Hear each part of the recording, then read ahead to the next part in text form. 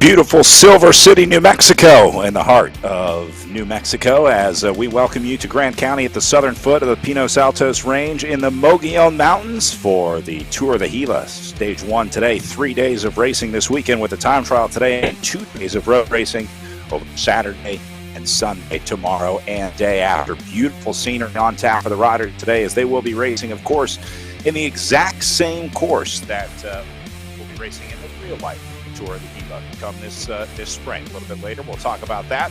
Brad Soner here with Lauren Hall for another week of racing in the Echelon Racing League, as we have learned a lot about this field over the last few weeks, and we're going to continue again today, but this one will be different. The first time trial of the year that we see today, and it'll be an interesting one. Going off the exact same time trial that they're going to be riding in real life, and we're going to have a worthy winner out there today. Now, the important thing, 2 separate time trial starts today. We had a start earlier today, and then we're going to have the evening session here right now.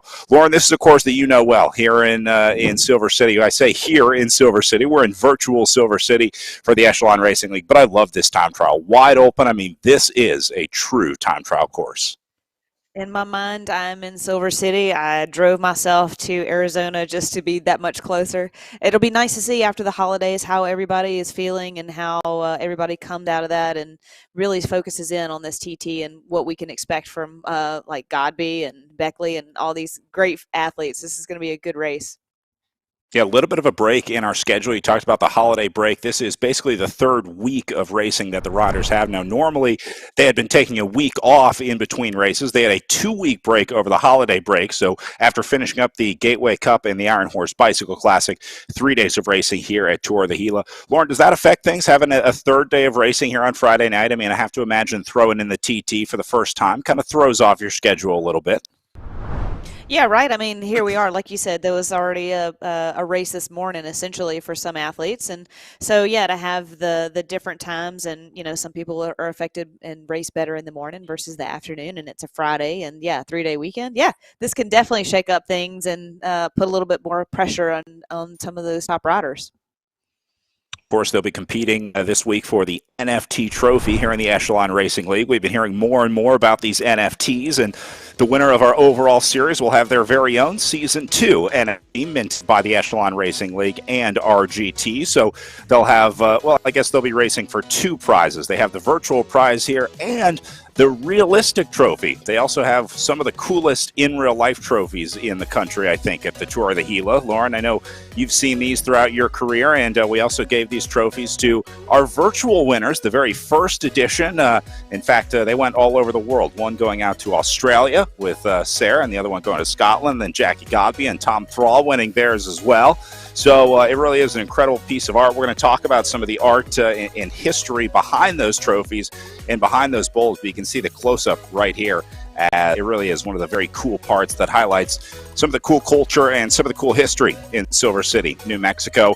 One of the races with identity in the country, Lauren. It's always fun to go to the Southwest in the United States.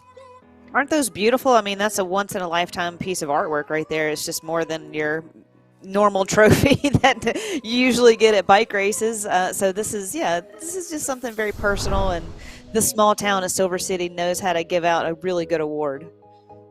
Made by local artisan right there in Silver City, as a matter of fact. Series standings coming into the race this weekend. Matt Usborne moves into the overall lead after last weekend. His Above and Beyond Cancer team has had an awesome run in the first 3 weeks of racing. Zach Nair sitting in 3rd place overall for the Project Echelon Racing team. His teammate Will Harden behind him in 4th. Then Jaden Yeager of Restart Racing has been having some good individual results, but still sitting at 532 in 5th place overall in the series standings. A little further down, you see racing with one in there.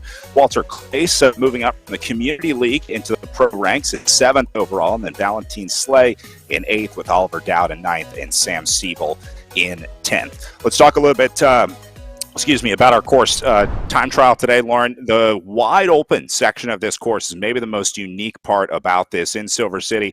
We're starting just south of the city, and I think it's pretty cool that they're able to close this road down. You see it starts in Tyrone, the town just south of Silver City, but a lot of ups and downs on this one. There's really no flat riding in this time trial.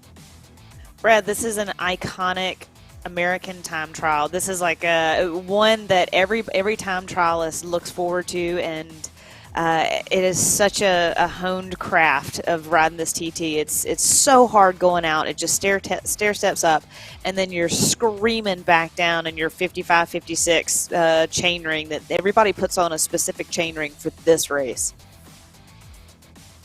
Yeah, you climb up pretty quickly, but then you give all that back on the way back. Interesting to hear about the chain ring. It'll be interesting to hear if anybody maybe changes their gearing for the virtual racing. I don't know if we've ever heard of that, but maybe the virtual Tour of the Gila time trial will be the first that we see an equipment change made to accommodate for some virtual racing out there. So you can see the ups and downs, and then obviously a mirrored profile on the way back. So you get a little preview on the way out before coming back. As we said, there were 2 start times earlier today. We had the morning start time to accommodate the European starters. It's about 11 o'clock at night in Europe right now, so we let them start early. 15-second starting intervals, so we'll have a lot of riders out there on course, but the drafting will be turned off. So even if they come up on another rider, we talked about the realistic drafting in RGT, that'll be turned off. The riders start based on when they go into the login, based on when they log into the game, and then the GC time will be taken based on the total weekend. So you see right there in and warmed up, getting ready to go here. As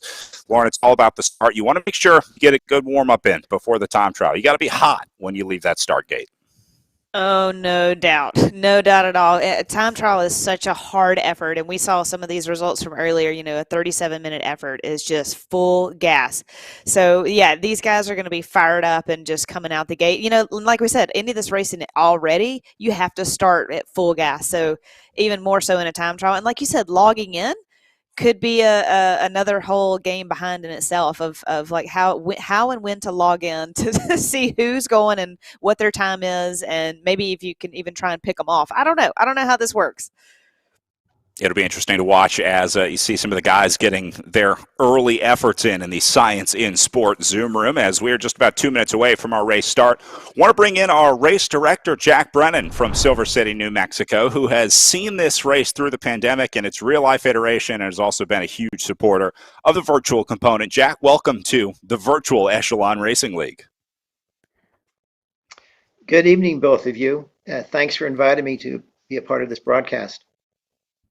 So, Jack, this time trial course, super unique. Lauren was talking about how this is just a classic in the United States, but this has got to be hard to put together. You talk about that wide open section of freeway that you're closing down just south of Tyrone. A lot of work has to go into putting on this time trial. Well, you're right. We closed down the time trial course completely. The road, it's New Mexico 90, and it goes from through Tyrone and then ends up Lordsburg, New Mexico, the interstate I-10. Work with the DOT here in New Mexico, and also work with the state police. And we're able to close down the course from about 9 o'clock in the morning to about noon to get the pro men and the pro women done with that activity. And then we open up course in the afternoon during the amateur session. But maybe the biggest hallmark of this one, Lauren was talking about the speed on the way down. On both sides. We start in Tyrone, and it's a grad for miles Tyrone Pass, and you pass down a mile or so, and you pass the Tyrone line, which was right hand side when you passed it, and then underneath a railroad bridge, and it's uphill with some rollers to our around. And that's about 8 miles out on the course. So then you flip it, and then you the same way. So rollers downhill to the bridge, and then a big climb back up to Tyrone Pass, and then it's really just as fast as you can go, balls to the wall type of descent back to Tyrone, and it is an amazing descent. And cool for spectators as well. Obviously, they can see the start and then see the finish. The out and back format plays really well for the in-person viewers in Silver City. All right, we have our riders making their way into the pen. So, Jack, we're going to get out to some race action. I'll let you grab your popcorn and enjoy stage 1 of the virtual Tour of the Gila today. Thank you so much for doing this. I'm watching it, and part of the virtual Echelon race. Thank you so much. Thank you, Jack. All right, there is your starting pen. Again, we did have some starts earlier today, Lauren.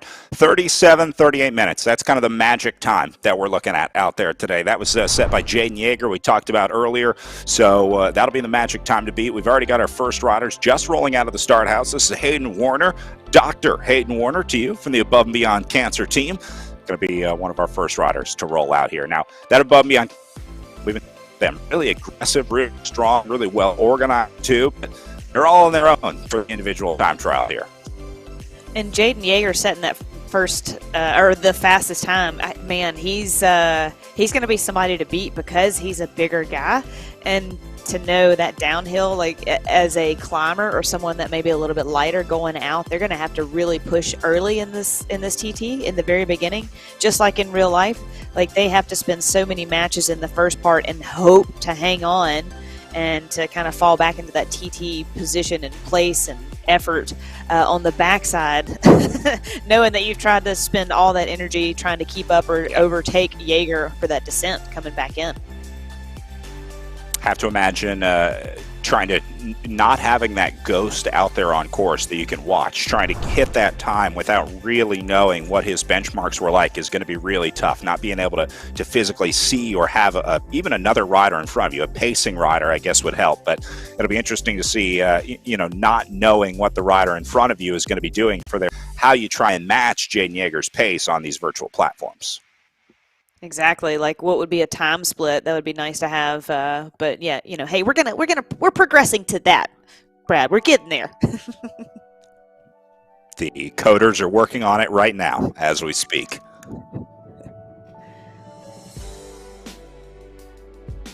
All right, so we also saw starts from Smith, Hardin, looks like Furman on course, and Charlie Revel out there as well. So we're going to see all these starts pretty quick. We'll have everyone on course pretty quickly, and then we'll do our best to work our way back through. We are going to have a halfway splits. We'll get a time split halfway through and get at least somewhat of an idea of where these riders are relative to the other riders on course. We don't have splits from earlier today, so we won't be able to compare those splits to someone like Jaden Yeager's time, but we can guess if we split it in half. It's the same effort on the way back. Although I'm guessing you'll see some riders with a much faster first or second half.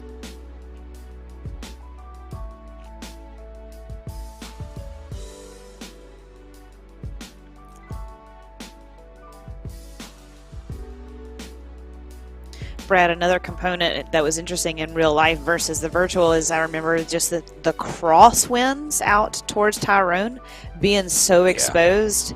Half of the time trial was trying to stay as calm and relaxed as possible when you're arrow tuck, because you would literally get blown from the double yellow all the way through the shoulder, and you'd have to fight the bike all the way back, and it was kind of terrifying when you're going 50 miles an hour and you're not really anywhere close to brakes.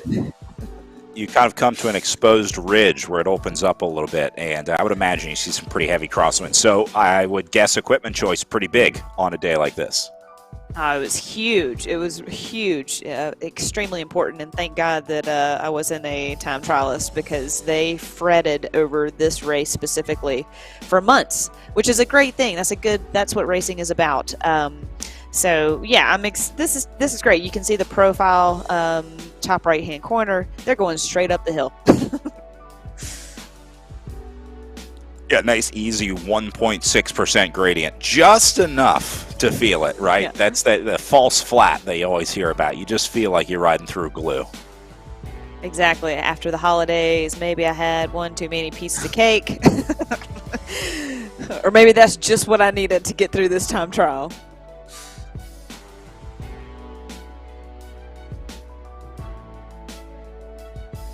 We talked about Jaden Yeager racing earlier today. We caught a little bit of his action from the afternoon set, or European set, I guess you could say. We had a decent number of riders taking part in that early segment. About 15 riders from our pro men's field rolling out. This was Jaden Yeager leaving the start house.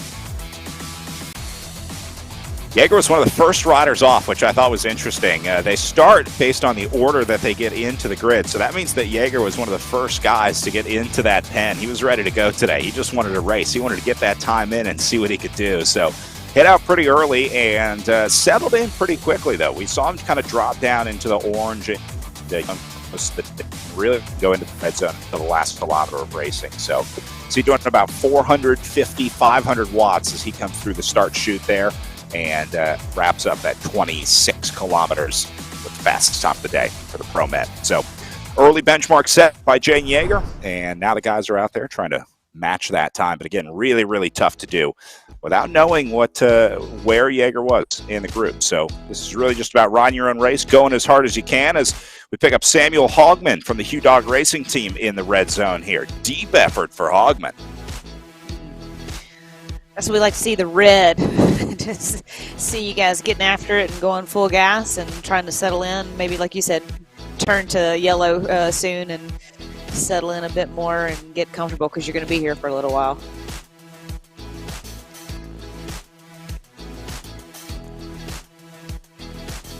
Well, this is going to go one of two ways for most riders. If you like time trials, you're really looking forward to today. I know there are a lot of riders that really like the time trial element on RGT. They like being able to do a 38 or 40-minute effort and saying, you know, I know that I can just dial it in. I can get in the zone. I don't have to worry about playing the game and drafting and following the gaps and things like that. They can just kind of focus on trying to put in that effort. And then there are some riders that say this is the last thing that I want to do with my Friday night. But at the virtual tour of the Gila, it is set up like a stage race. So if you want to race on Saturday and Sunday, the Mogollon and Gila Monster stages, well, you have to do the time trial on Friday night as well. So if you weren't able to make it to the first set, you're here tonight. This could be your openers, essentially, if time trialing is not your thing. And that's how I would always view time trials, is kind of an opener or just an easy day as much as possible. I guess a little weird with the timing. We put this evening time slot here, and then they'll turn around and race our normal time slots here in the Echelon Racing League, 11 a.m. Eastern time for the Pro Men tomorrow, as we flip-flop the first starters of the week every week. So this week, the men take the lead, and they'll be back to a morning start time, or relative morning start time for most riders tomorrow. I'd be curious to talk to Yeager as far as his reasoning for starting earlier today. You know, again, you can think about recovery factor also being a part of starting earlier. And also, like you said, he was in the early start times, and then he was first out the gate. You know, this is gamesmanship right here, is want to set the time, set the precedent of, like, this is what I want to do. And, yeah, maybe he's ready for 2022. Charlie Revel having a good ride here. We see he is starting to pick through some of the riders in front of him. Again, at 15-second intervals, I'm going to guess you'll see a lot of passing out there on the course. A lot of times we have maybe 30 seconds or a minute in the in-real-life races, and a lot of that is to try to minimize the passing that you see. But on the game, we might as well put everyone together. So short 15-second starting intervals. I think you'll see quite a few catches out there. But again, drafting is going to be turned off, so even if they do make contact, it won't have a big impact on the race.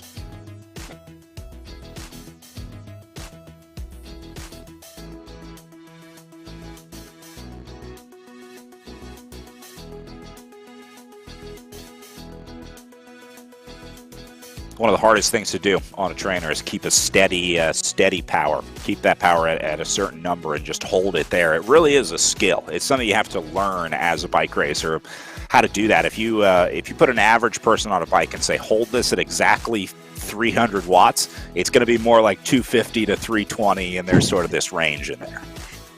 Or also the mind game is, if you start seeing the numbers dip a little bit just because you may lose concentration for a hot second, like, it can just mentally disturb you enough to where you're like, oh my God, what's wrong with me? I think something's wrong, and you just start second guessing everything, and you can really decline fast. So it's such a mental toughness game that's going on right now, and I'm sure there's so much stimulus with all these athletes as far as music and fans, and maybe somebody's back there cheering them on, because this is a very hard effort for such a short amount of time. I guess it's a long time for me, but depends on how you look at it. Any time trial is a long one for me, so I'm right there with you. Yeah, but again, some riders will like this. The other thing that I'm really looking forward to is this Julia Scalu-Jackie Godby battle, because for the first time, we're going to see some climbing battles this weekend that'll take place uphill. And RGT obviously plays the power-to-weight ratio into the formula quite a bit. And so we finally get some sort of head-to-head climbing, mostly tomorrow and Sunday on the Mogollon and Gila Monster stages. But I think it'll be a much different finish with Godby and Scalu over the next 2 days than we've seen with the flat finishes or criterium races that we've been doing in the Echelon Racing League. So I'm really looking forward to this weekend in our women's races. Yeah, and we saw Shalou giving it to Godby as best she could in the Iron Horse race. And she had created gaps every time she went up the climb. So, yeah, it will be interesting this weekend to see if she has learned or progressed or trained or, how to hone in on Godby as much as possible to try and beat her.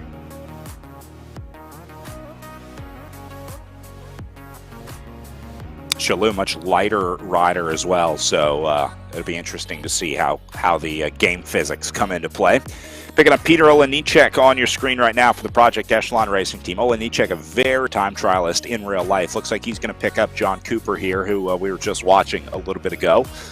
It's a good chance for some new riders to shine, riders that maybe don't do so well in those 2-hour long road races. Maybe they're not great at the repeated efforts that you need in a RGT race like this to try to cover gaps. Someone like Olenichek is a very strong 38-minute effort kind of guy, so this might be really well cut out for him today. It's good to see Olenichek. As a matter of fact, I was on a bike ride yesterday, and his name came up. There's a Minnesota fan here in town that asked me about him and how he's doing, so I'd say he's doing really well.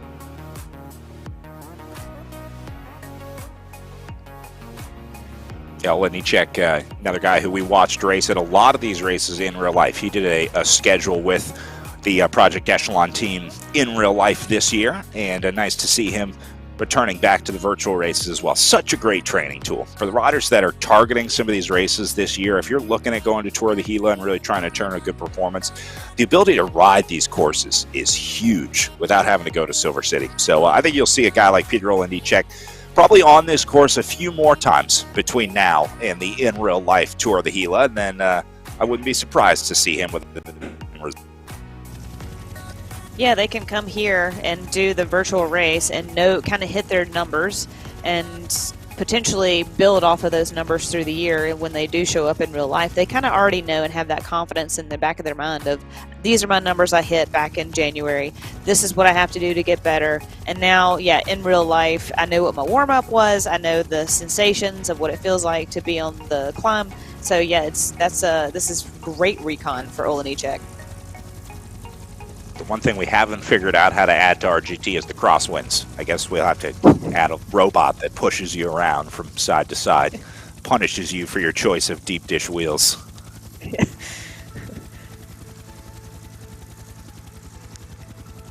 Well, you can see the helicopter up above, or hear the helicopter, I should say.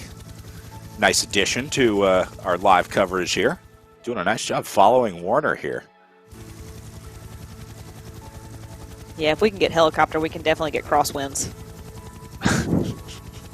Let's just hope the helicopter doesn't hover too low in the virtual world here. We've had that problem in real life a few times. Not in Silver City, but some other races around the world. Good look at Hayden Warner here in his paint cave. This is one of the guys that has one of the cooler setups. I like his lighting setup. The LED lights changing colors. A bit of disco. Yeah.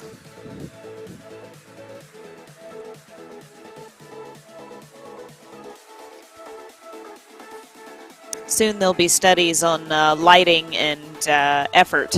I'm guessing that Red Bull's probably going to be doing a study on this. Oh yeah, great point. It's coming. Performance lighting. Yep, you'll be buying one of those in your bike shop here pretty soon. We patent that right now. There you go. All I did see some riders that have their setups synced to the game. So there's technology now where the colors that the game uses can sort of coordinate with the other lights that they have around. And so they put the lights behind the TV, and then they'll have some other lights in their training room. So when it's a dark day, the lights get dark. When they're in a green area, the lights get green. When they're, wherever they are in the world. It's pretty cool. Pretty cool technology. People are getting smarter and smarter every day out there.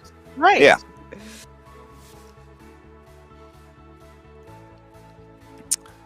Well, I guess Hayden Warner would be in the non-control group because his lights are all over the place. He's got every color of the rainbow every few seconds changing. He would maybe be a good guy to do this study. Dr. Warner would be able to figure it out. Although I think he's got enough on his plate. He sent me a message earlier today, said, with a picture of his beautiful child, by the way, says, after getting spit up on the cold weather kit, I got to move the setup inside today. So that's another part of being a bike racing father. Sometimes you have to deal with fatherhood. You never know what you're going to get at home. Yeah, exactly. That is one thing that you cannot plan for as you prepare for the in real life tour of the Gila. RGT can't help you with that. Right. Yeah. That's not, the coders are not working on that. All right, back with Hammond, just working his way down off of the first big climb of the day. You see at the bottom of the screen, that is the elevation profile of the entire course. And so you can see that first little hump that they've gone over. That'll be the return climb. So that's kind of the wide open section on the freeway that we were talking about. And they're going to hit the turnaround point where you see that very far white dot. That's one of our camera operators with the headphones at the turnaround, and then we'll try and get some splits there as well for these riders. Look at the speed of Hammond, 65K an hour. It's flying. Yeah, he's moving. In Van Hill section, you can see the sort of dark blue in the elevation profile. And then Warner on the left side of your screen has come off of that and is now on to what is kind of the flattest section of the course, relatively speaking. This is, I guess, as easy as the course gets once you come off that big descent, and then just before you get to the turnaround. Still a couple rollers to come, though. See the road section awaiting him. But Warner looks to be pretty comfortable here into his endurance zone.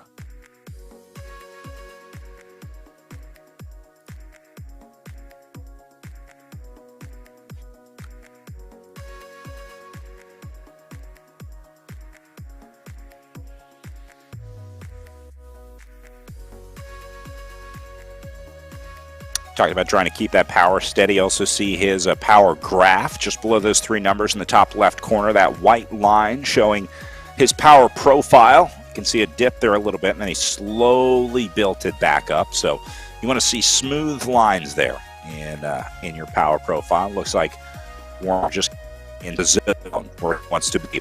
We talked about some riders that are racing in our Pro League here that came up from the Community League. Each week, the Echelon Racing League hosts the Community Series, and the week before the Pro Series.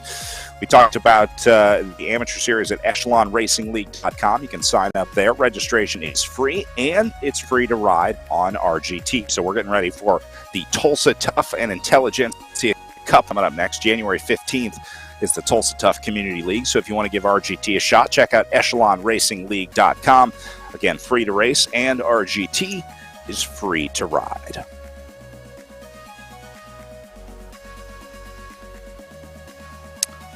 Well, for the Criterium fans, that'll be a nice change from this weekend. 3 days of hard, good old-fashioned road racing here at Tour of the Gila, and then we go to Intelligentsia Cup and Tulsa Tough, which will be much different, shorter format efforts in the Criterium. It's really going to be our first road race of the season coming up tomorrow and Sunday. The first big long stage with the first mountaintop finish as well. I think that's what I'm most looking forward to. That might be the deciding factor between Chalou and Godby. So first time we get to see the uphill battle to the line tomorrow. Yeah, agreed. I mean, again, we you can go back to Iron Horse, and we did see, a bit of a climb, but it still finished on the flat and more of a downhill. So I'm really excited about tomorrow's race as well, Brad. This is going to be a good weekend of bike racing. Warner looking fit here. Holding right around 45 kilometers an hour. He's just come to the top of the peak right now. So a little bit of a rest right now. You see him kind of resetting, saying, all right, still got a lot of racing to go as he comes up to the halfway point. Does it feel good when you get halfway? Are you like, I'm finally halfway, or is it like, I'm only halfway? You know, I was sitting here looking at the profile essentially and just like checking the boxes. In my brain, what I would be doing is checking the boxes of all the little risers and climbs. But yeah, by the time I get to that last bit of red at the bottom, that's the last climb, and then the run back into town. That's what I look at, not necessarily the halfway point. There is a box in my brain that's like, oh, sweet, okay, you're halfway done. And I try not to look at the time, but, you know, for me, it's more of the rollers I have to push through. And I think this is going to be it for Hayden Warner right here. We get our little intermediate check underneath the Argon 18 arch. And then just a last little bit of climbing up and over, back into the red zone for Warner here. Sort of redouble the efforts a little bit. And then it looks like Will Harden will be next to hit that intermediate time check. A little bit of a downhill here for Harden on the way in, just a slight 1% descent.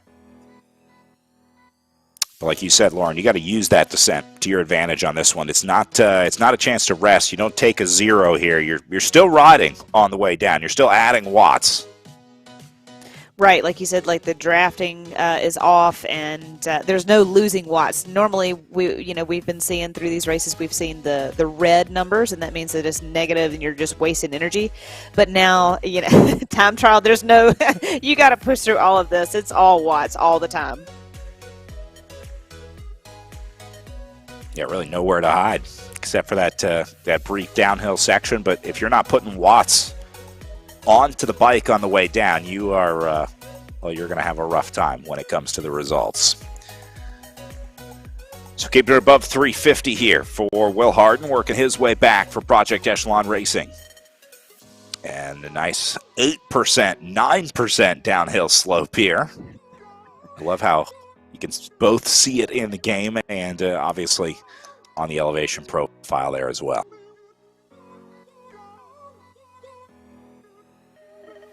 There's some intermediate splits. Harden first 1:49, so that'll be first check of the day. Although he's going to have a much faster second half if he wants to match a Jaden Yeager time.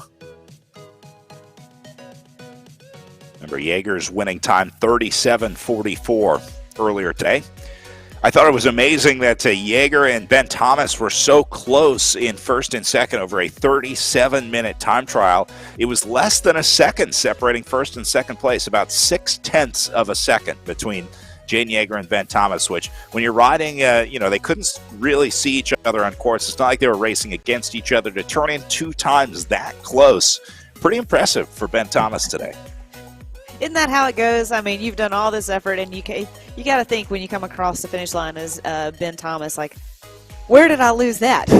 Was it wiping the sweat from my brow, or drinking my mix, or, from your bottle or whatever? It's just like, it's so close after such a long period of time. Kevin Bouchard-Hall with the best split of the day, coming in just under 21 minutes, a 20:49. So that would be on track to hit a 37:44. If you're at 20 minutes halfway through, you figure you're going to have a stronger second half. You save a little bit for the way back. So we'll see if Bouchard-Hall can at least come matching Jaden Yeager here, but he does have the fastest intermediate split so far in our second session of riding here. So this is your current leader on course in session number 2. Kevin Bouchard-Hall, watched him take a win.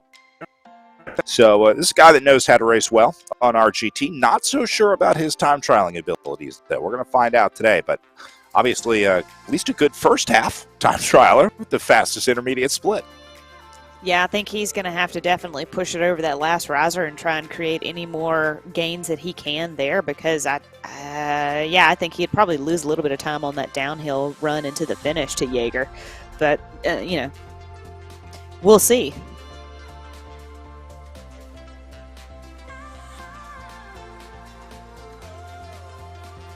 Usborn in second at the intermediate split at 27 seconds back, 45 back for Matt Zimmer, and then minute 10 back for Zach Nair, with Sam Hogman with the fifth fastest intermediate split at minute 32 back. So Bouchard, Hall, Usborn still up there. Zimmer starting to fade a little bit. And then we go back to Zach Nair in fourth at minute 10.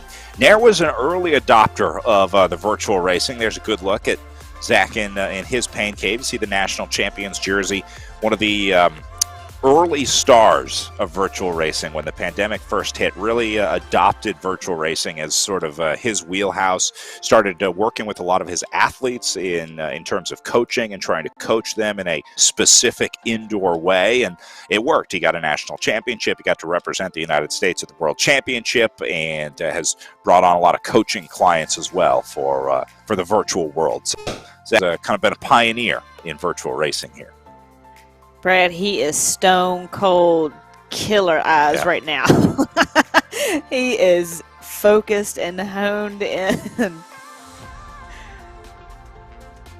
You have to, and I think that's a big part of what makes a good virtual racer. Some riders have that ability to just focus and suffer for 45 minutes, and some riders not so much. It's I think you can tell before Zwift and RGT and all these platforms came along, if you were a trainer rider, you're doing well on these virtual platforms. If you were never a trainer rider, it might have been a tough transition for a lot of people.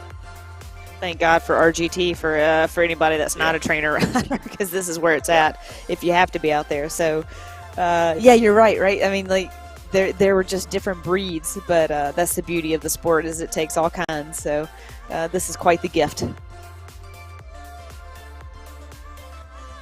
course, with the constantly improving technology makes things easier as well. We're starting to add social elements to the games here. They can communicate, they can play these little mini games with each other, and of course the technology in the bikes and trainers and all that stuff starting to get pretty incredible as well. Bouchard Hall is looks like just going past Samuel Hogman here. I think he has just made the catch and pass on Hogman, so strike another rider off the list. Might be kind of nice with the 15-second intervals. So you can just, if you're a good time trial rider, you'd be able to work your way up through those riders pretty quickly. Catching your 30-second or minute rider in real life is always a nice little reward. So get that little dopamine hit a few more times in virtual racing. A little confidence boost as you pass, and you put the poker face on, like, this is easy, dude. I was passed a lot by all the good athletes, and I'd always wave because I'm just having a great day. So y'all keep going hard, and I'm just gonna enjoy and wave to all the fans and all the volunteers and say thank you. Yeah, it's important to know, not as a time trialist, right? And you can't expect everyone to have a good time trial ride, although I think we see that a lot of the good virtual racers, a lot of the good RGT riders also tend to be good time trialists, just because the game really rewards those long, sustained efforts. And so a lot of times the riders that do well on RGT are oftentimes time trialists in real life. You are correct, yeah. Let's look at Eric Hill from the Project Echelon racing team. Eric also one of the commissioners with the Racing League, giving it a go down in his pain cave. Eric moves around on the bike a lot of up and down, side to side.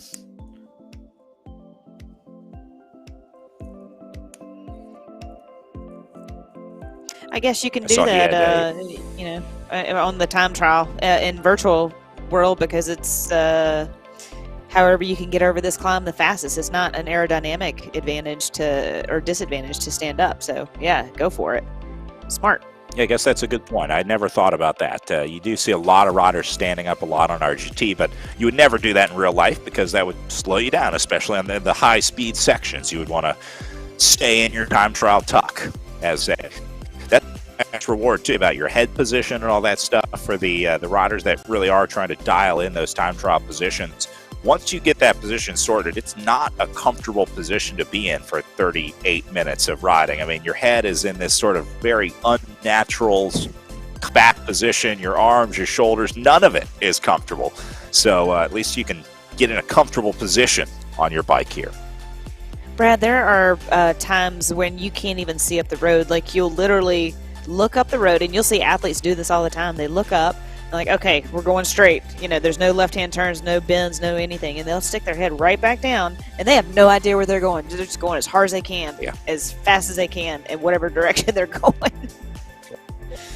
And I always heard it's tough to keep your head up, too. The helmets, especially when they have those long teardrop shapes with the tails, those are designed to be looking straight forward, right? And so if you start dropping your head and looking down, it creates a significant aerodynamic disadvantage because you're now using that aero helmet in the wrong way. It's facing the wrong way. It's shaped the wrong way. And so you had to hold your head up. I heard that from a lot of riders, how tough that was, and I heard on the back of the neck.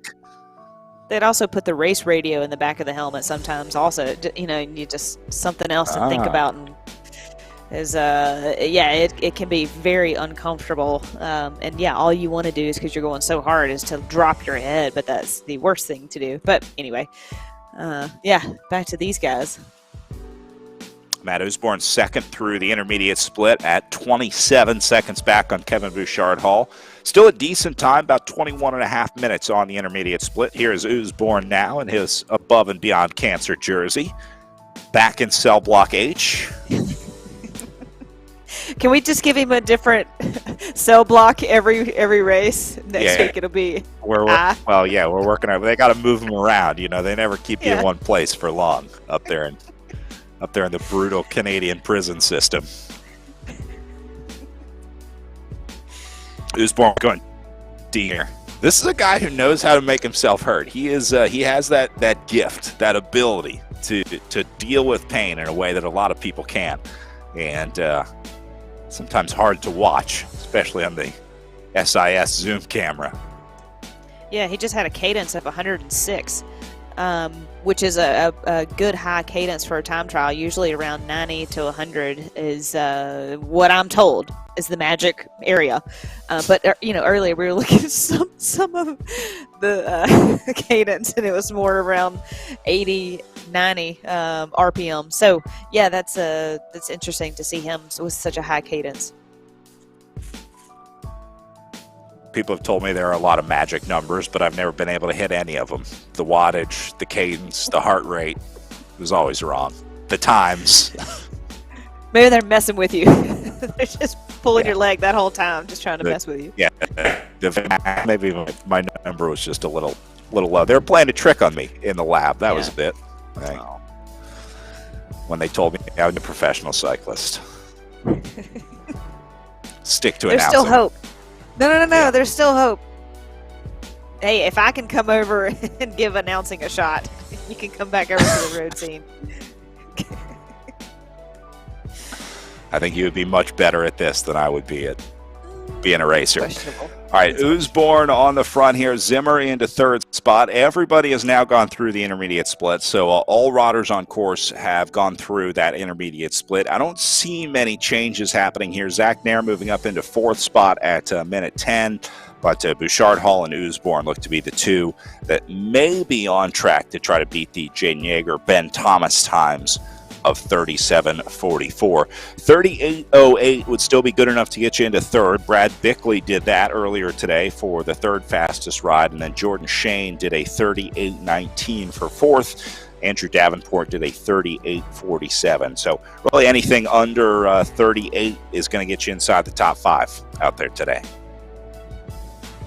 It'll be interesting to see if Project Echelon can kind of stack the top top 8 going into tomorrow. That's another benefit of a time trial starting out, is like, okay, so if you can't win the time trial, then hey, let's start playing the game of what's coming up next and how to put the winner under pressure, and especially with an uphill finish with Yeager's finish. Yeah, Project Echelon can just swarm Jaeger tomorrow and day after, so he'll certainly have a target on his back after performance earlier today. Looking at Jamie Furman here from the Triple X Racing Atletico squad, that Chicago-based team that probably knows indoor racing well, indoor riding well. Winters in the Chicagoland area. Although they held out pretty well with Cross Nationals. We were out there for Cyclocross National Championships in DuPage County just a few weeks ago. They were not super scared of the cold weather, I'll say. They really came out in force there. So hardy folks up there in the Chicagoland area. Those conditions looked intense. And hey, look, now that you're in real life in the cold, and now here you are in virtual world, nice comfy chair. How different was that? I would have killed for this virtual world while I was huddled around a propane heater with my commentary partners. So, yes, I was thinking of this scenario while I was cracking my 20th hand warmer of the day to stick in my pocket. Travis Samuel, the Above and Beyond Cancer team, at about 20K of racing to go. This will be a fast final 15K because it's that downhill run back to the finish. So we can expect the second half of the second half, I guess. The last quarter of the race is basically downhill and the run back to the line. So you'll see these speeds continue to increase. In fact, it's like Samuel doing about 60K an hour right now on the way down. That's got to feel so good on the legs to kind of just have that speed and leg speed at this point in the race. After doing those two big climbs, it makes you feel almost invincible if you don't try and look at the time and your numbers. But sensation, it's pretty good coming back in. Eric Hill working his way, looks like up to Usborne here. Keeping that gap, he's about 35 meters back right now. Although I think Usborne may be moving away from Hill here. So now Olenicek will be the next victim for Usborne at about 15-20 meters up the road from Usborne right now. So we might see Olenicek in the camera shot here pretty soon.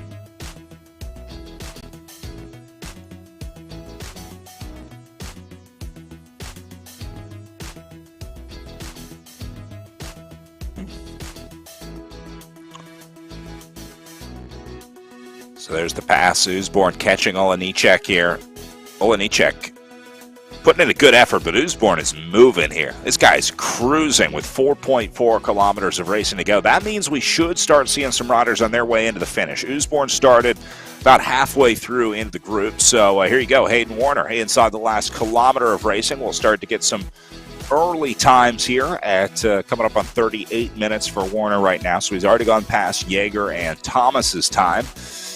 But again, anything under even a 39-minute ride would get you into fifth place as things stand right now. So Jaeger or Warner here, going to go at least top 5, I think, with this finish.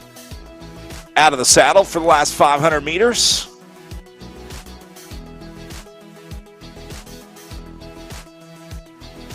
Yeah, now it's just limiting your losses for tomorrow and just trying to come across as fast as you can, kind of see where you'll be standing in the standings for tomorrow and, you know, what you can give away and what you need to make up for.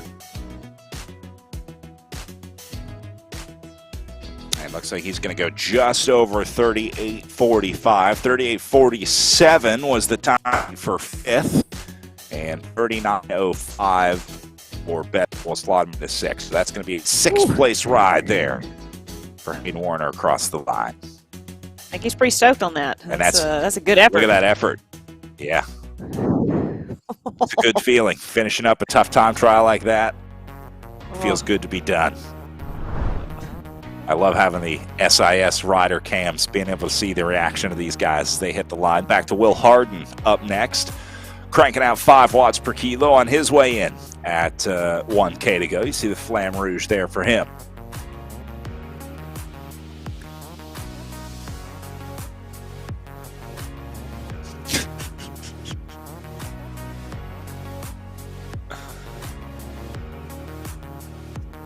Some nice messages from the Zoom room.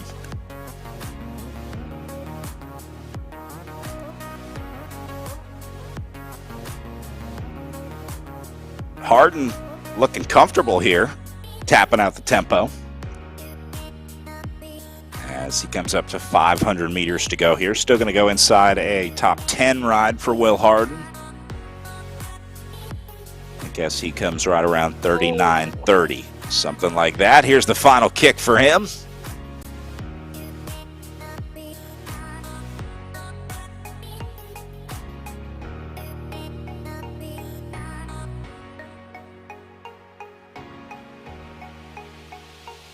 And then first thing you do, wipe all that sweat away, because there's a lot of it after an effort like that. Oh, man, that's a brutal finish.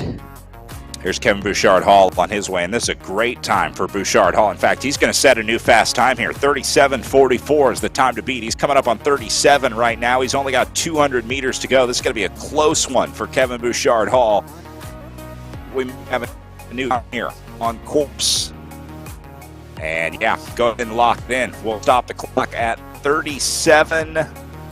We'll call it a 37:10 for Kevin Bouchard-Hall. New leader on course, besting Jaden Yeager by 34 seconds. So a great ride for Kevin Bouchard-Hall here to knock down a guy like Jaden Yeager, who is a through and through time trial specialist. Great ride for Kevin today. Agreed. That is a really good ride. That's setting Kevin up for the weekend very nicely.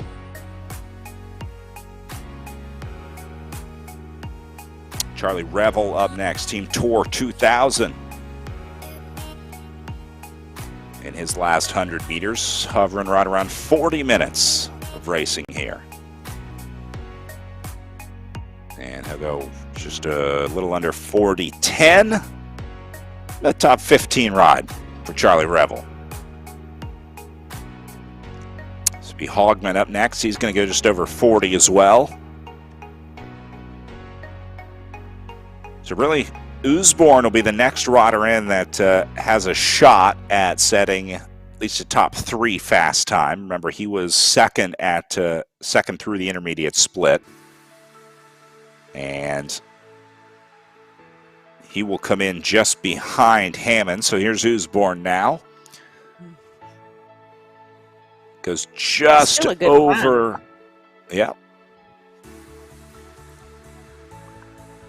Just ticked past Bouchard-Hall's time. He's still going to best Jaden Yeager here on the way in. This will be a 37:35-ish for Matt Usborne. We'll call it 37:34. Still beating Jaden Yeager's 37:44 and Ben Thomas's 37:44.7. So Usborne going to the second overall in the men here, just behind Kevin Bouchard-Hall. Not a bad ride for Usborne and Bouchard-Hall, knocking off some serious time over the 37:44 of Jaden Yeager earlier. Here's Smith on the way in, the Canadian, for the X-Speed United team. I think they have some cool kits. I like the X-Speed kit in the game here, the sort of dark blue with the neon X across the chest and back. Yeah, those are good graphics.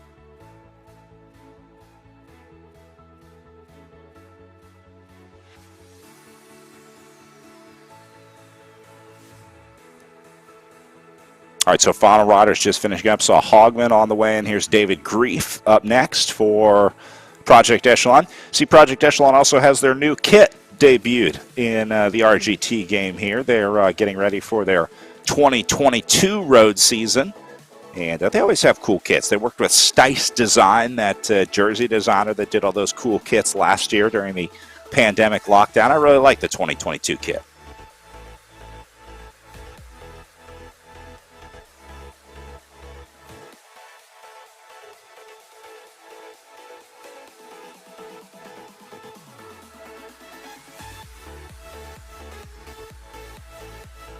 Nice to see the classic black shorts make a comeback. I've always been a fan of the plain black bibs. Can't beat it. I like the light top, the dark bibs. I think that's the classiest combo out there. Yeah, it's a good looking kit. I'm kind of biased, as you could imagine. So I'm pretty stoked to go check the mail when I get home.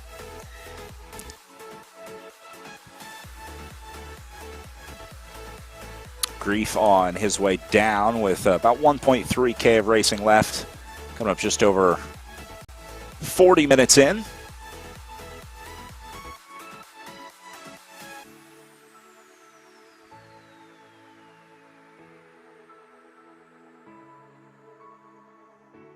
It's interesting to see Hodges down there towards the bottom. I mean, I know he hasn't finished right, but yeah, I figured we would have seen him try to slot in or start earlier with the other guys.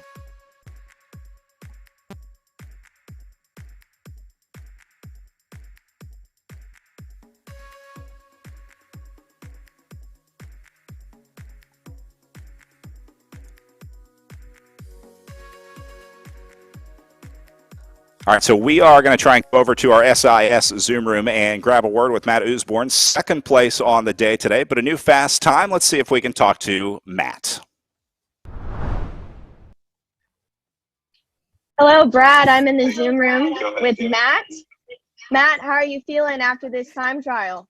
I feel like I just had an enema with a dump truck. What are your impressions after your time trial on this course?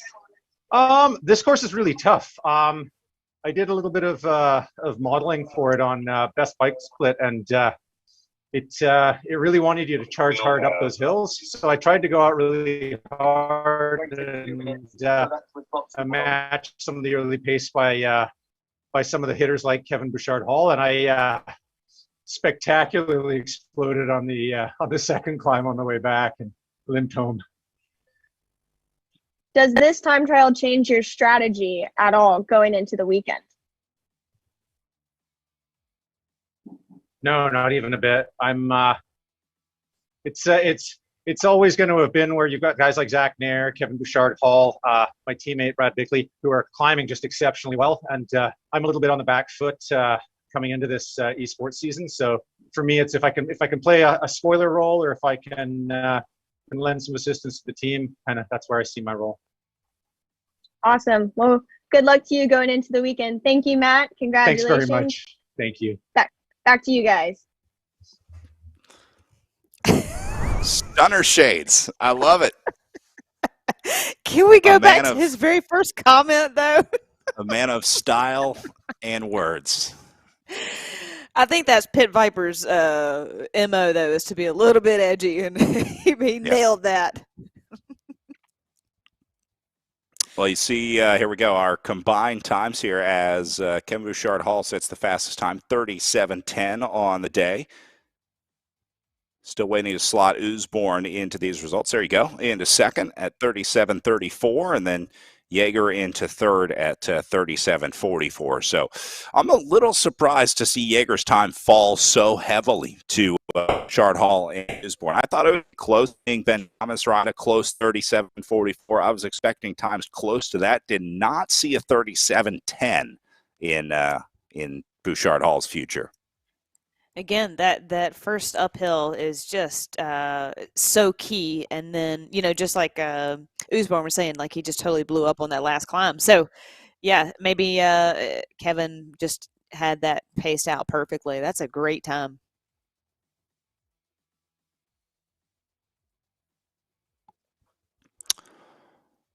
All right, well, that will certainly change things a little bit heading into the 2 days of climbing tomorrow, the Mogollon and then Gila Monster Day. Getting ready for our pro women's starts coming up here in just a bit. You see those riders in the pen getting ready to roll out. We're going to take a quick break here from our live coverage, and when we come back, we'll catch our first starters from the elite women.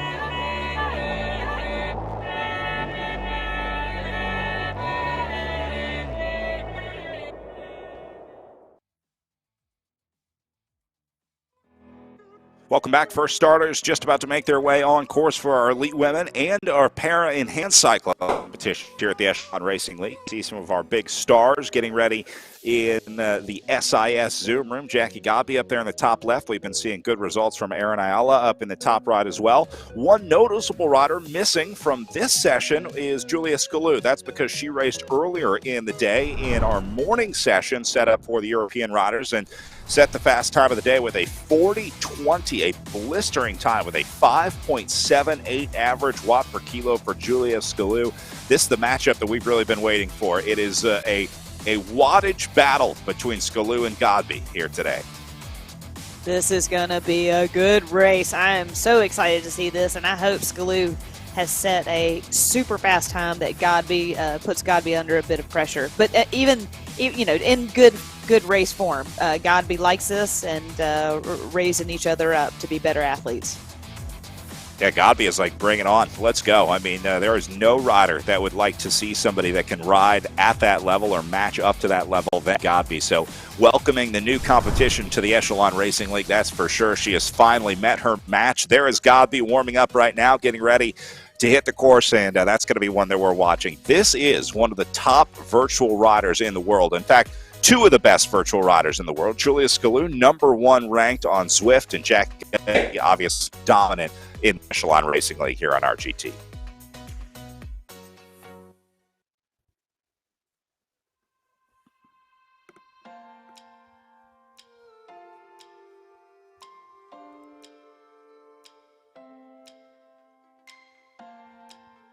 All right, so picking up our first riders out on course, this is Megan Easler of the Project Echelon team.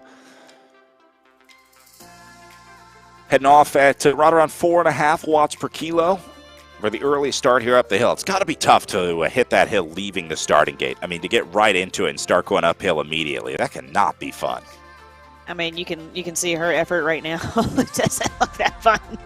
Yeah, but hopefully, like we've seen, that everybody's had a pretty good warm up, and you just want to get it over with as soon as possible, but as efficient as possible, and not really burn too many matches up and over like Usborne clearly described earlier in his interview.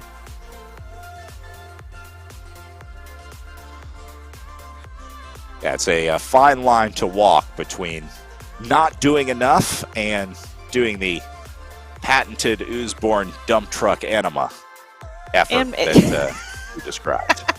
And Brad, you're doing it.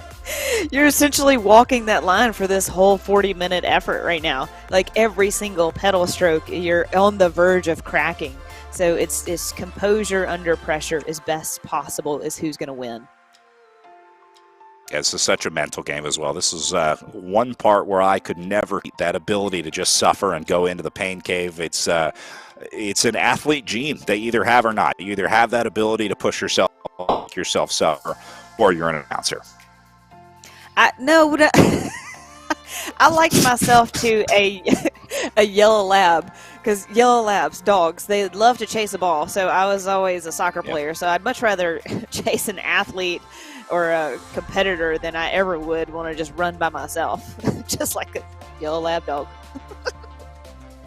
Can't stop. Well, just run until you can't run anymore. Yep.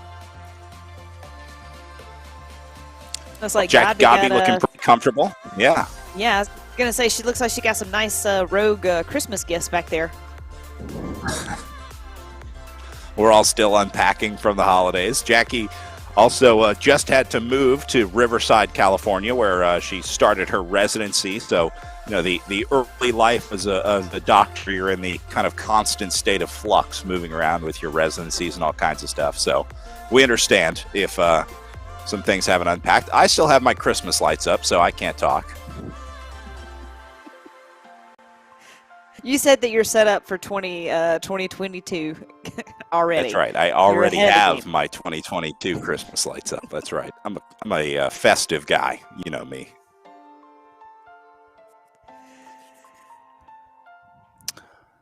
All right, we talked about Julia Scalu earlier with her 40-20. We also saw Moira Nelson turn in a pretty good time, 45-23, second fastest time of the day. And then Rhea Mobbs also took to our earlier starting wave with a bronze medal performance of 46.02. So just to give you an idea of sort of what some of those times are looking like, but really 5 minutes between Scalu and Nelson into second place. So a dominant performance for Julia with a 40-20. I wonder if she's watching. I'd be curious to know if Julia stayed up to watch Jackie Godby's performance this evening.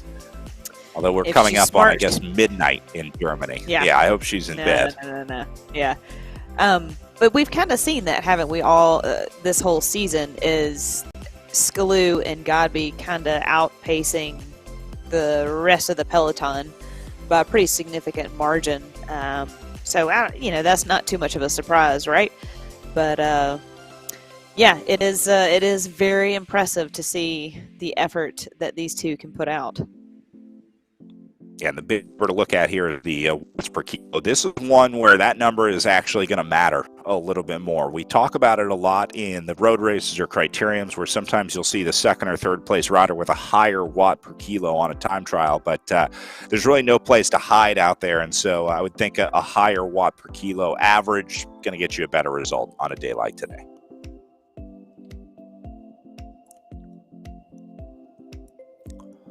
You see Easler doing a right around 4.5 watt per kilo average. That number listed to the right of their name on the leaderboard on the left-hand side of the screen, and you can see their current wattage up in the top left there as well. So we're looking at Godby and Easler here going head-to-head.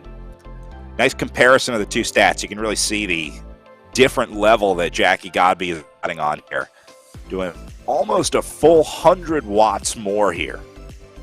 Yeah, and also look at the cadence difference as well. Yeah. It's a significant... I always feel like you spin to win kind of thing. Mashing is... You're just right on top of the gear. But, that's Godby's MO. So, man, she can push those big gears no problem.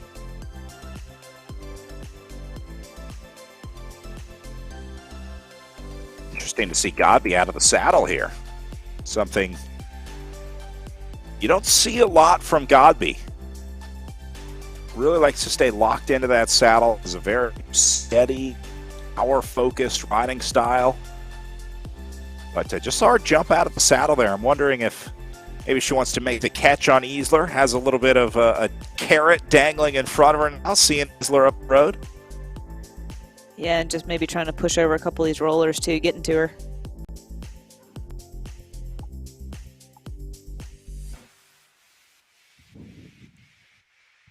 probably not much that Ease can do here. I mean, when you see a Right. rider coming up behind you, like you talked about, don't panic. That's one of the big things. Don't try and match their tempo. Don't try and match their pace. Just keep riding your own race. Pretend like it never happened.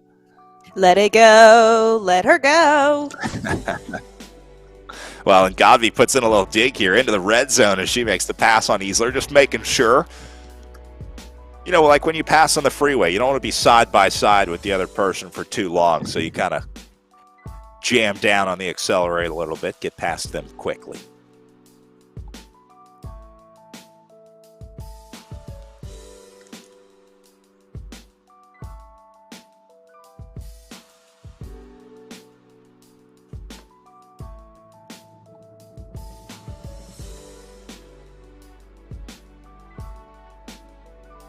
We talked about our pro men and pro women out there right now. We also have our para and hand cycling competitions underway. They're in a separate virtual world, but we do have them racing together. Here's Joe Bernier. Nice to see Joe out here in the Echelon Racing League. Joe is a fixture of Chicago area racing. Also a Paralympic medalist on the track. Competes in road and track cycling as a C3 para-athlete, a three-time Paralympian, won in 2012, 2016, and 2020, and has picked up 4 medals for us. He's got a gold, 2 silvers, and a bronze. It's amazing.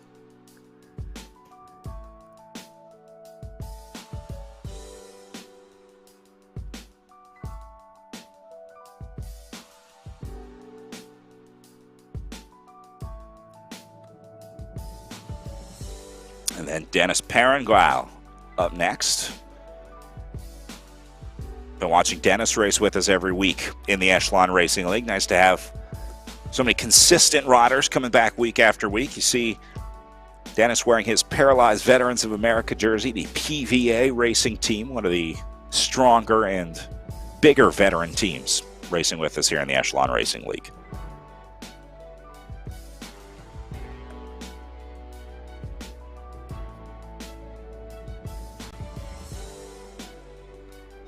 It's good to see these familiar faces week after week.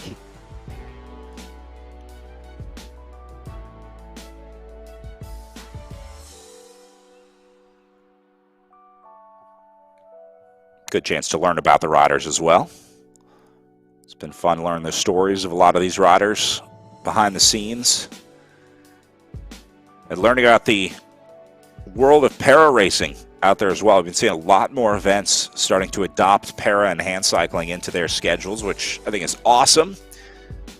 And we saw that effort sort of spill over into the virtual world here as well, as Project Echelon and PVA worked hand in hand with RGT to help get para athletes, para avatars onto the game. So we started seeing those pop up in the game over the last couple weeks. Riders can choose recumbent or tricyclist riders if they choose. Pretty cool opportunity for riders to be able to pick those character game.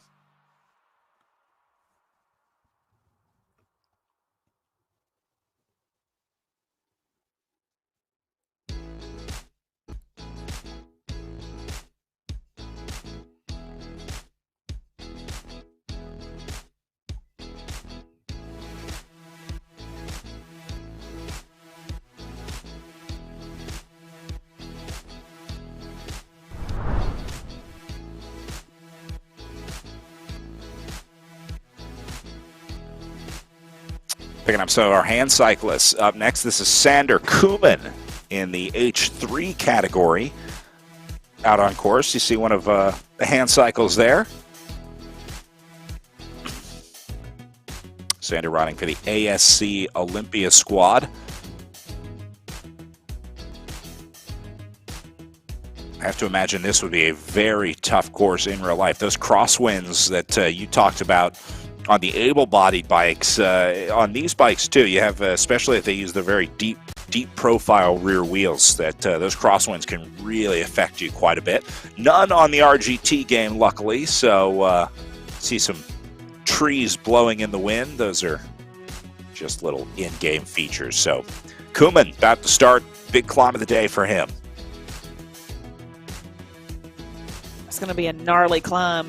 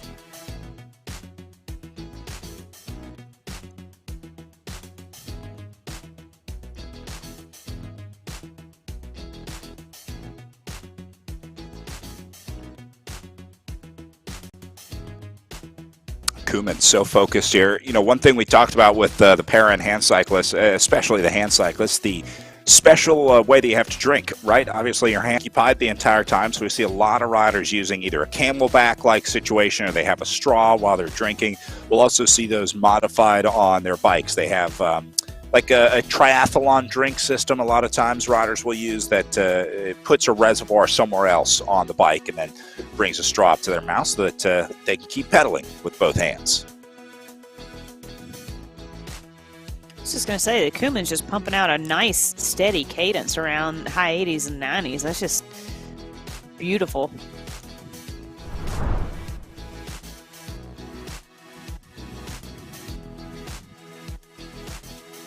All right, back to Godby on the right-hand side of your screen and Easler on the left-hand side.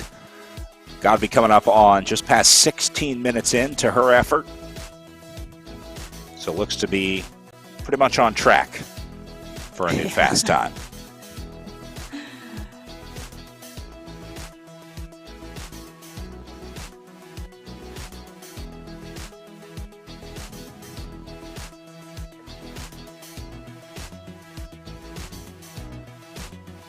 Brad, Godby is just so steady. I mean, week after week, she just, you would think at some point we would see her crack somewhere, and we just haven't seen it yet. Yeah, especially no technicals either. I don't want to jinx Jackie Godby, but the fact that, that she's been able to do really 2 seasons. I mean, going back to season 1 of the Echelon Racing League, it's just super consistent. Everything's always dialed. You can tell she's a meticulous person when it comes to the preparation, making sure everything works, making sure she's got good connection. She's also almost always the first person to log into the game. I've noticed she's one of the first people to show up in the SAI Zoom room, and she's always logged on to the game super early. So that's not a coincidence. It's not that she just got lucky all these years. It's because she was logged on a half an hour early, so if there was a problem, she could fix it and address it before the start and make sure that she's always giving herself the best shot possible. Yeah, control the controllables. Check all those boxes of everything that you can do humanly possibly to make your day go as easy and smooth as possible, which she obviously can do very well. I prefer the procrastinators method. Last minute total freakout is way more fun. Keeps things interesting. Yeah.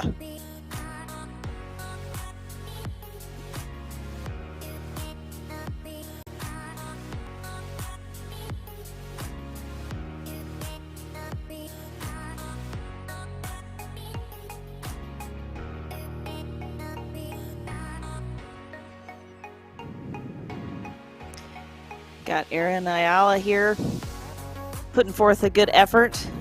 300 watts. Just cruising along. High 80s. Ayala has plenty of fluids for Erin. Look at this setup. She's got 3 water bottles on the desk here. So, all set. I feel like some of those could be leftovers. Probably. I'm an empty coffee cup hoarder on my desk, so I can only imagine what the training setups are like for a lot of riders. So Ayala at a little under 19 minutes in on the rollers right now. You see the elevation profile up in the top right. As we go back to Joe Bernier here, still tapping out his time in our pair and hand cycling competition. By the way, my claim to fame is I once raced against Joe Bernier at a race called the Super Week Pro Tour back in 2009. I am at the very back of this picture. You can just see a tiny piece of white helmet. That's me at the top of the picture. And then Joe Bernier's on the right side of the picture here, absolutely crushing this field. You see him in his Cymet racing jersey, but this is the closest I've ever come to my brush with fame when I got to race against Joe. It was one of my first and last criteriums at Super Week, and I'll give you a spoiler. My position never improved. This was lap 1, the photo you're seeing here, and it never got any better for me. So, but I did get to race with Joe, and that was an incredibly cool experience. Now, why hasn't he on the Zoom? That's a good question. We'll give Joe a good ribbing. See if we can get him on the Zoom, maybe. In Joe's the rest West of the Coast, weekend. is he not, or is he in Chicago? Chicago, Illinois. Yeah. Okay. Good people, Joe. All right, so Jackie Godby kind of a coming big up deal. on halfway on her side. I think Joe is probably the most famous person in the race right now. I mean, what did I say? 5 Paralympic medals.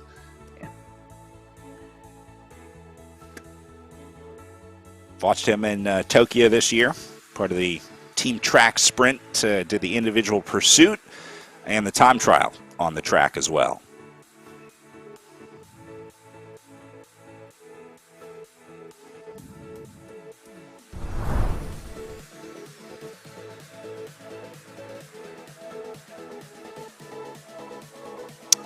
All right, back out to Jackie Godby, who has just gone underneath the halfway barrier. So Godby at 21:13 at the roughly halfway marker here, starting to work her way back. So she'll need a stronger second half if she's going to beat Julia Scalou's early time. She'll need to redouble her efforts on the way back.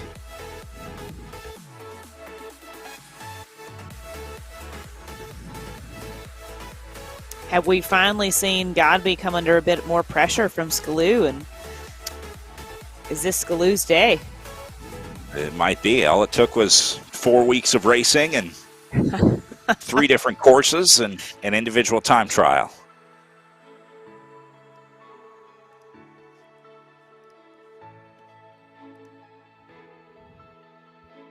Although Godby will absolutely be keep an eye on Scalou's time. I mean, there's no doubt in my mind she's got that written in big red ink where she can see it.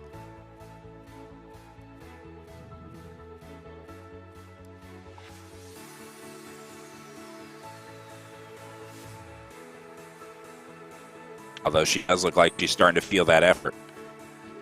It's only 22 minutes, and this is by far the worst that we've seen Godby looking after a 22-minute effort. Normally, 22 minutes in, she's just at the front of the field, kind of controlling things, setting her own tempo, really in charge. But for the first time, 22 minutes in, we are seeing Jackie Godby suffering. It's a good pressure for her, and a good spot for Scalou to be in. Week after week after just trying to do whatever she could to beat Godby and couldn't do it. So this is a new space for Godby.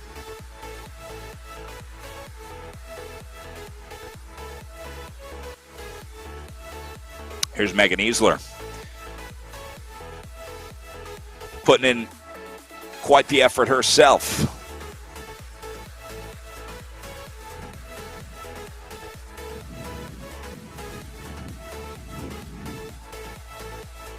This is quite the commitment for these athletes to, Friday afternoon. You kind of want to slough off the week and slide into the weekend and get ready for a good weekend of bike racing, and here they are just like hammering out a really hard effort Friday afternoon, Friday morning. That's just true commitment from them. It's a tough way to get back into racing, that's for sure, with the individual time trial. It's a rude wake-up, a rude welcome back to the world of virtual racing. Saw Aaron Ayala just go through the intermediate split at 2:29 back on Jackie Gobby's 21:08. Ayala slots in just ahead of Megan Easler here into the second fastest intermediate split of session 2 here. So Ayala having a great day as well. She's been another super consistent rider here in the race. It's been a real pleasure watching her race.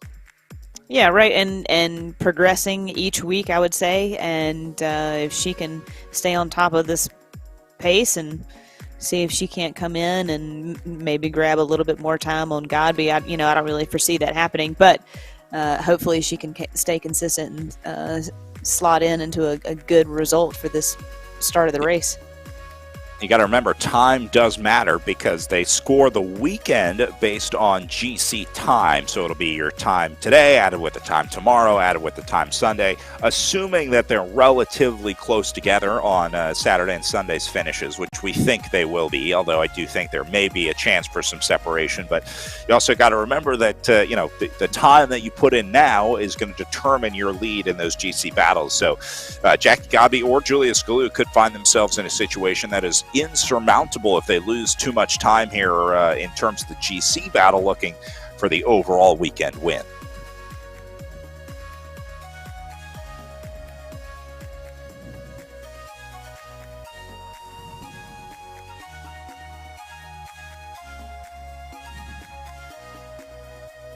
So here's Nelson coming through the halfway point.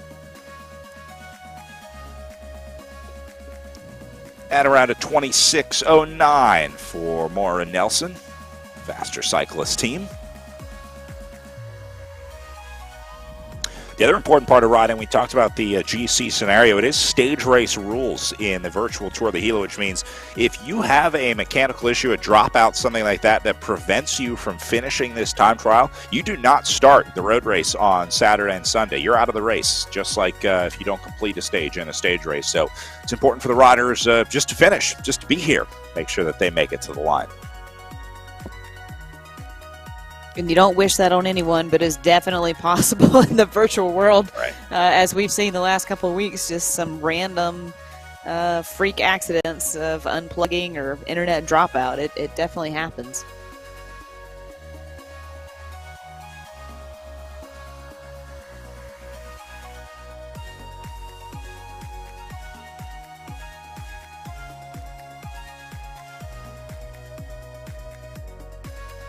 Nelson is doing a heck of an effort, almost a 200 heart rate.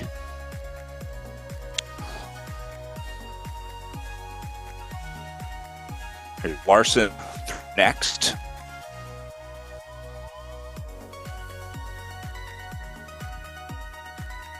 And Holly Larson goes through with a 27:45 intermediate split for her, the Velocity Vixen rider.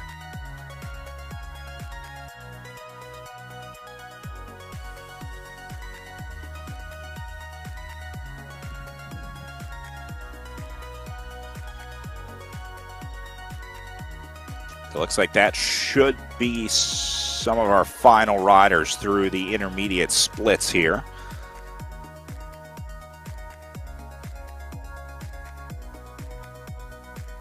So I think it's really going to be about watching the second half of Godby's time here. And I'm very interested to see where Ayala slots in here as well. She's had some third-place finishes in the criteriums, the patented Ayala sprint at the finish, jumping out of the group, maybe one of the best finishing kicks in the Echelon Racing League. So we'll see if she can time trial as well today. I'm going to say I remember her being a triathlete, so I would say, yeah, that she probably can put in a pretty good TT effort today. And yeah, it's been a lot of fun watching her. Like you're talking about the sprint that she wasn't even in the screen. She came up for the win, or for third, excuse me, for win from the Peloton bunch kick. So yeah, it's been fun to watch her progression a lot.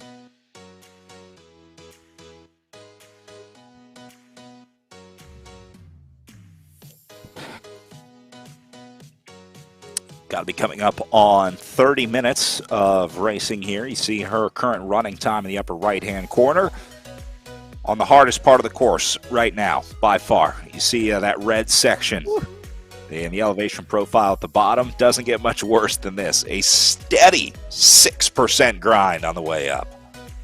See the shoulders rocking a little bit in the zoom. Yeah, Godby's just praying to get over this with a full gas effort and then just hightailing it to the finish.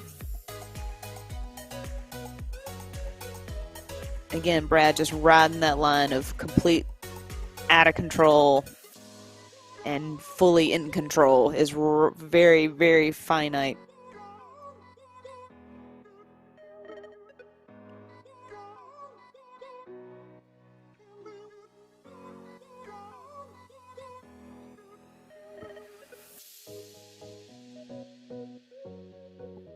And she's going to fly on the way down here because you see that elevation profile.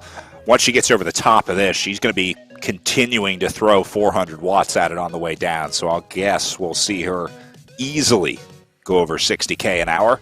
Look at this, out of the saddle in the last bit of the climb here for Jackie Godby. Something you very rarely see, again, from Godby. Rada that just likes to lock in, tap it out, but she's putting in the effort here today. No doubt. Yeah, like I said, trying to get over that last little ridge right there and then try and stay on top of that gear as much as possible to get up to speed and ride that wave all the way back down to the finish.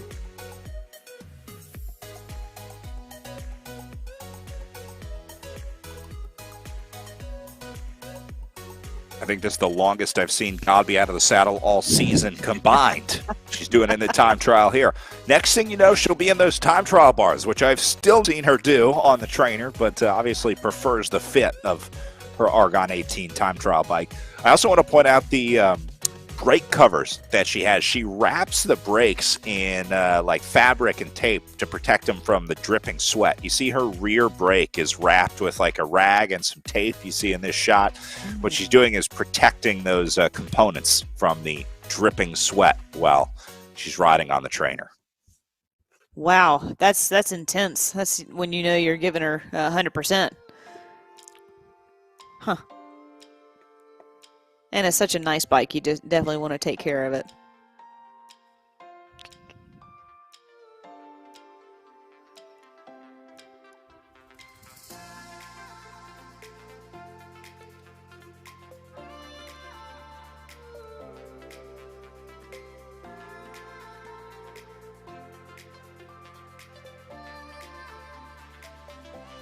Noticing Godby stays focused on the screen here as well. I comment on that a lot while we're watching the road racing in Criterion because it's so important on RGT to make sure that you're staying in that draft, to make sure you're watching the wheels in front of you, not letting any big gaps open up. But I guess in this scenario, she's probably looking at the power. She probably knows exactly where she can ride. It's very similar to the way that pros on the road will, stare at their stem. They're looking at their power meter because she knows exactly how hard she can go. She knows what her effort is. She knows what that magic number is, what zone she wants to be in right now. And I'm guessing she's just watching those metrics and trying to keep her body in a place that she wants to keep it.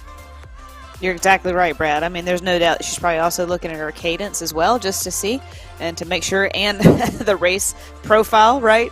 To know that she's only got so many more meters to get over the climb and now the run into the finish. Just trying to count down all of that distance and just talk to yourself and have that positive reinforcement and that positive mental conversation with yourself of you can do this and get to the finish line. You're doing great.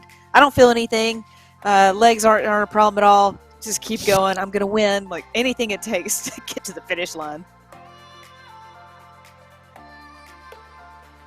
I know there have been studies that we talked about the VO2 max testing earlier. They did studies where they would have riders try and do their VO2 max testing with no encouragement and then try and test their VO2 max with encouragement. When you have the lab tech or whatever yelling at you, harder, come on, go, go, go. And they found a significant increase in VO2 max numbers when the riders were getting encouragement during their test. And so just that little bit of extra cheering makes a difference as well.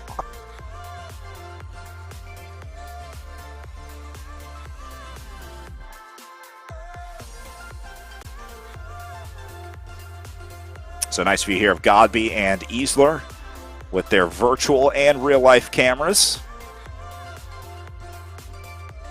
Godby just under, what is that, 5K to go? Yeah, and this will be a fast 5K again at 33:50 for her right now. And Easler just trying to get over that last little bit as well and try and stay on top of the gear. Yeah, look at the elevation profile in Easler's screen, the upper right corner, just at the top of the climb right now. Oh,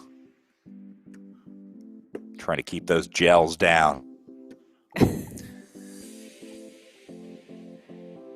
All right, so Godby coming up on Julius Galu's time. 40:20 is the time to beat. Jackie Godby at 34:26 with 4K to go. This one's going to be close. It's going to come right down to it. So we're keeping our eye on Godby on the left side of your screen and Easler on the right side here. Just like all the races up until today, we've seen those two just going head-to-head and being right neck and neck to each other. So, yeah, today's no different, is it? It seems that they've both had the holiday season to have the same run-in for Gila TT.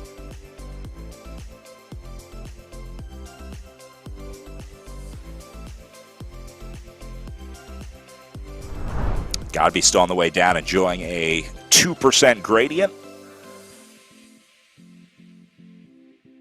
Working her way down the descent. Looks like she's mad at this computer screen.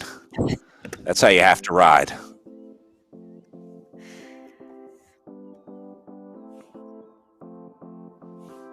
Just a very focused individual. It's amazing.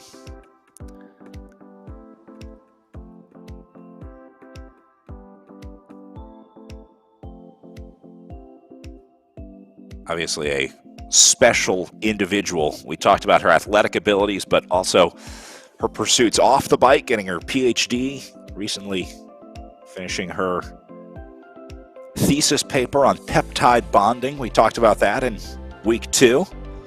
We'll not talk about it anymore because that stretched the limit of what my brain was capable of understanding, but because you lost the sticky tape that said the exact what her thesis was. it went all the way across my desk. It was about 4.5 feet long to fit the entire title of that thing on. Very and always a pleasure to talk to, too. Jackie's very well-spoken. She always has really great insights into the racing. I love hearing from her afterwards. Always has something new to tell us or to, after her efforts. And getting down to it, 2.5 kilometers to go for Jackie Godby here.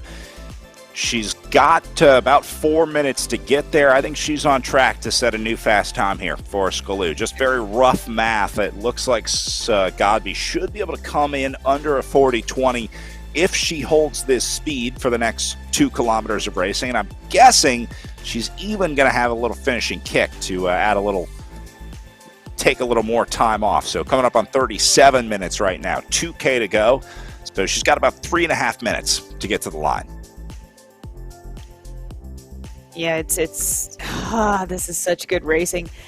Yeah, but again, we've seen finally that Godby's been put under the pressure by Galu. So this is good. And yeah, you're right. I think Godby's going to pull this one out as well.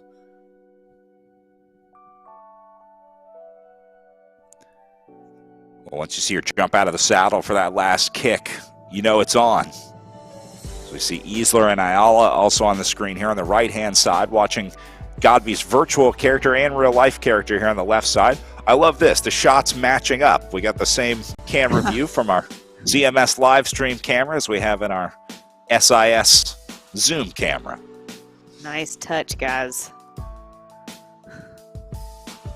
There you go.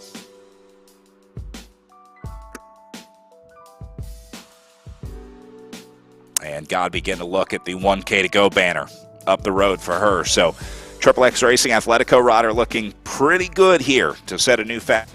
Again, 20, the time to beat is about 38.5 right now inside the last kilometer of racing.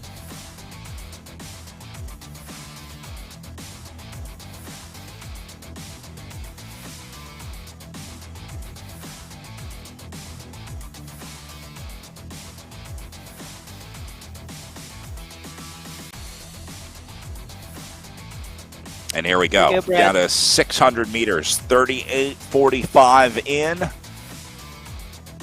And onto the flats, just coming off of the bottom of the hill here. Under 500 meters. 40.20 again is the time to beat. She's got about a minute 20 to get there. As she just goes to 39 right now. This should be fine for Jackie Godby. In fact, I think she's going to keep it under 40 here. So Godby going to give herself a nice lead over Julia Scalu heading into stages 2 tomorrow and then stage 3 on Sunday. We'll see what her final time is, but this could be, well, this might even be a little under a minute. Wow. Godby is going to crush this one. She will stop the clock at 39.28, we'll call it, for Godby. So just under a minute faster than Julia Scalu with a 40.20. Jackie Godby crushed it today. There is one queen of RGT, and you're looking at her right now. Wow. And like you said, that's an effort right there where you can barely get off your bike. And you were right. She had that last bit. She had the last 500 meters, 700 meters. She kicked hard. She had a little bit left in the tank. Well, didn't leave anything to chance as Jackie Godby crushes the individual time trial out there today. That's got to be feeling good heading into what we thought would be some different days of racing on Saturday and Sunday. Again, the uphill finishes of the Mogollon and Heel Monster stage on Sunday. Different matchup, Julia Scalu on those days, but Godby will at least have the GC lead heading into him. So she'll have a target on her back for sure. Back to Megan Easler, finishing up her last 2.5 kilometers of racing. Keeping it under 41.30 right now, working her way off the bottom of this climb.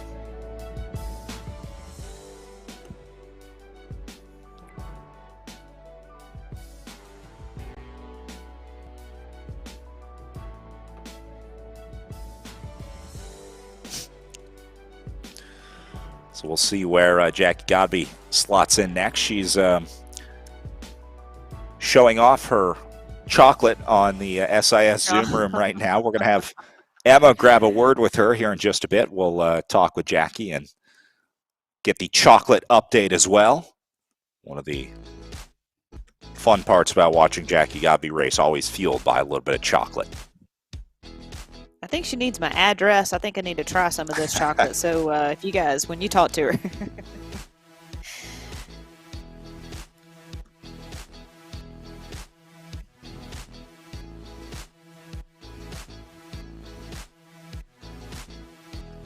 All right, so Easler down to 1.5K of racing to go.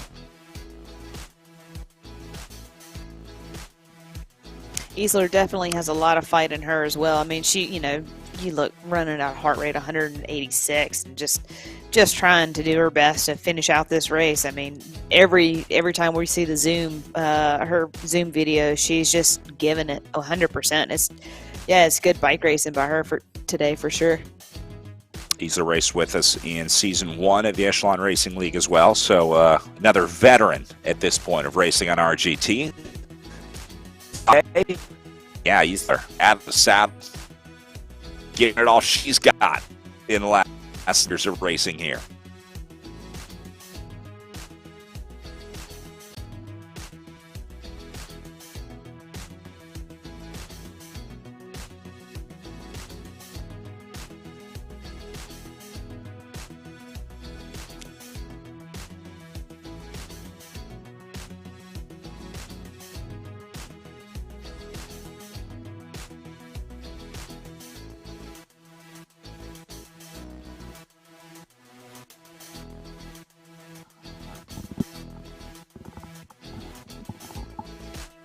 Woohoo! All the way to the line, Easler.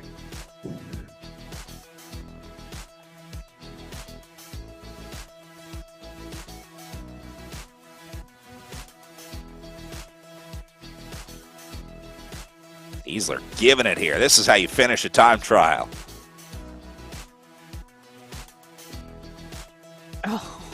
The Zoom camera just a little bit ahead of game cameras here, but you can see the effort. Man, that's got to feel good when you're done. Oh. Happy Friday night. Oi, oi, oi, oi, oi.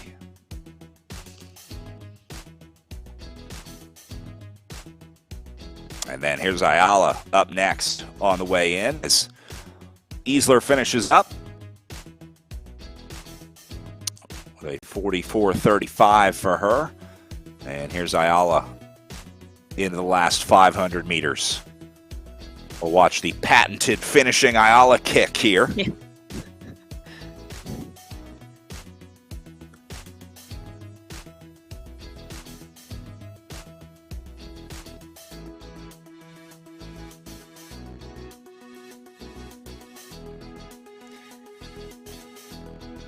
And Erin's is she gonna slot in for third then? I think so. Pretty close to it. We'll have to go back and add in the times from earlier today, but we're going to do about a 44.30, maybe a little under. And so, yeah, that would be third on the day so far with a 44.24. That does not... That beats Nelson and Mobbs earlier today. So, yeah, I think that will slot Ayala into third place overall. We'll wait for confirmation, get all the math sorted out. But another podium finish for Erin Ayala. Great ride. Groundhog Day again for her. I mean, third place is still fantastic following Scalau and Godby. So, again, a very proud effort. But you got to start to wonder, you know, how do I move up a step?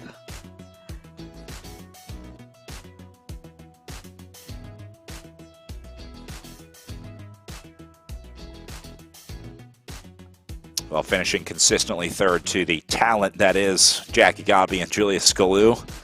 No shame in that. So I think Ayala can be happy with her performance so far in the Echelon Racing League. Another third-place performance as we watch Nelson on the way in next here. Nice finish here, coming up on 4 watts per kilo at 1.6K to go.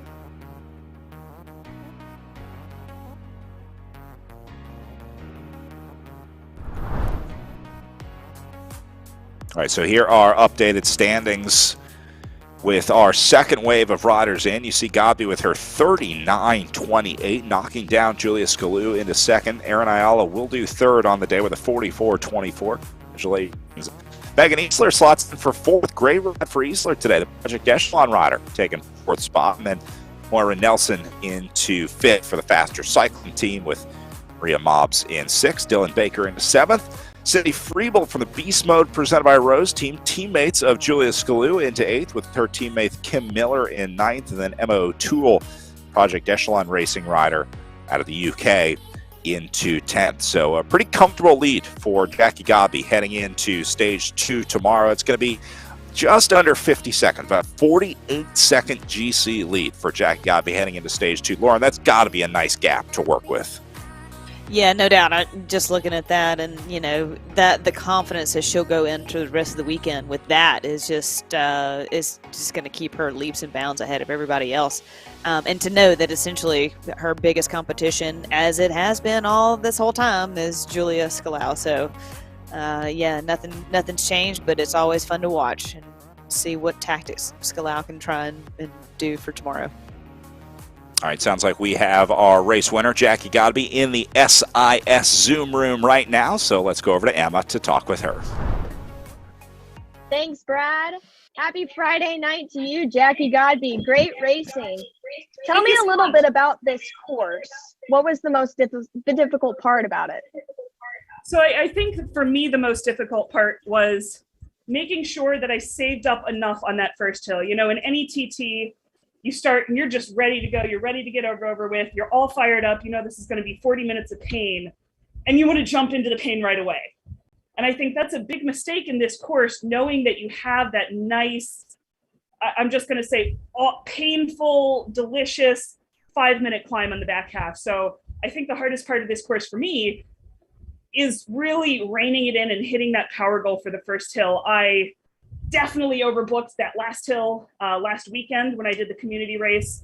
So I really tried to keep that in my mind this time and abide by the power goals my coach set for me. What are your impressions? What are you taking away from this time trial going into the weekend? First of all, But I'm taking away, looking at the times that the other riders put down today, looking at the times that Julia and Megan put down. Once again, it's going to be a totally painful, awesome battle. I know they're fantastic climbers, and I think the Mogollon is really the first true mountain stage that we're going to see without the downhills that I love so much that give my heavier self a chance to catch up. So it's going to be exciting, and I am ready to put my all on the battlefield, so to speak. Speaking of the climbing portions, are you excited for them? In the way that I'm excited for every race and excited for pain, yes. So I'm excited to see what I can do. I think I'm in a great fitness place right now, so put some personal bests. But I think like all bike racers, I realize it's going to be really painful. It's going to, plumb the depths of my soul. So there's a little race anxiety as well. Like, oh my God, which I think is good. Congratulations to you, Jackie. We'll see you later on in the weekend. Brad, back to you. Thank you so much. Have a great weekend.